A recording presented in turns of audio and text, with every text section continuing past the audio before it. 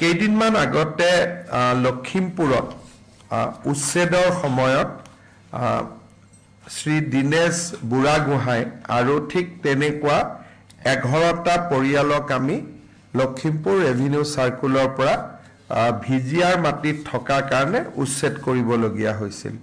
আজি কেবিনেটে তেওঁলোকক লখিমপুৰ ৰেভিনিউ সাৰ্কুলৰ ভিতৰতে তেওঁলোকক মাটিৰ পট্টা দিয়াৰ বাবে অনুমোদন জনায় আৰু এই পট্টা লোৱাৰ বাবদ তেওঁলোকে কোনো প্ৰিমিয়াম দিব নালাগিব। তেওঁলোকক উইদাউট প্ৰিমিয়াম আমি তেওঁলোকৰ মাটি আমি মঞ্জুৰি কৰিছোঁ। কেইদিনমান আগতে লখিমপুৰত উচ্ছেদৰ সময়ত শ্ৰী দীনেশ বুঢ়াগোহাঁই আৰু ঠিক তেনেকুৱা 11টা পৰিয়ালক আমি লখিমপুৰ ৰেভিনিউ সাৰ্কুলৰ পৰা ভিজিআৰ মাটিত থকা কাৰণে উচ্ছেদ কৰিবলগীয়া হৈছিল। আজি কেবিনেটে তেওঁলোকক লখিমপুৰ ৰেভিনিউ সাৰ্কুলৰ ভিতৰতে তেওঁলোকক মাটিৰ পট্টা দিয়াৰ বাবে অনুমোদন জনায় আৰু এই পট্টা লোৱাৰ বাবদ তেওঁলোকে কোনো প্ৰিমিয়াম দিব নালাগিব। তেওঁলোকক উইদাউট প্ৰিমিয়াম আমি তেওঁলোকৰ মাটি আমি মঞ্জুৰি কৰিছোঁ।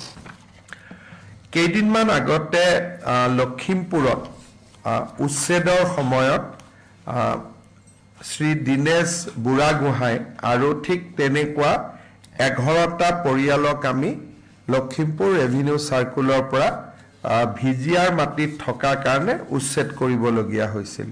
আজি কেবিনেটে তেওঁলোকক লখিমপুৰ ৰেভিনিউ সাৰ্কুলৰ ভিতৰতে তেওঁলোকক মাটিৰ পট্টা দিয়াৰ বাবে অনুমোদন জনায় আৰু এই পট্টা লোৱাৰ বাবদ তেওঁলোকে কোনো প্ৰিমিয়াম দিব নালাগিব। তেওঁলোকক উইদাউট প্ৰিমিয়াম আমি তেওঁলোকৰ মাটি আমি মঞ্জুৰি কৰিছোঁ।